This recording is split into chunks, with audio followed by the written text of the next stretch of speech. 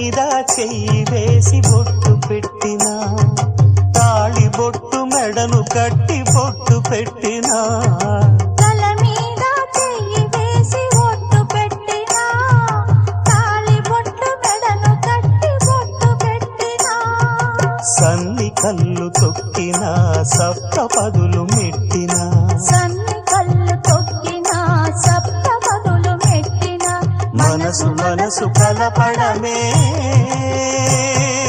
మంత్రం పరమార్థం. శ్రీరస్తు శుభమస్తు, శ్రీరస్తు శుభమస్తు.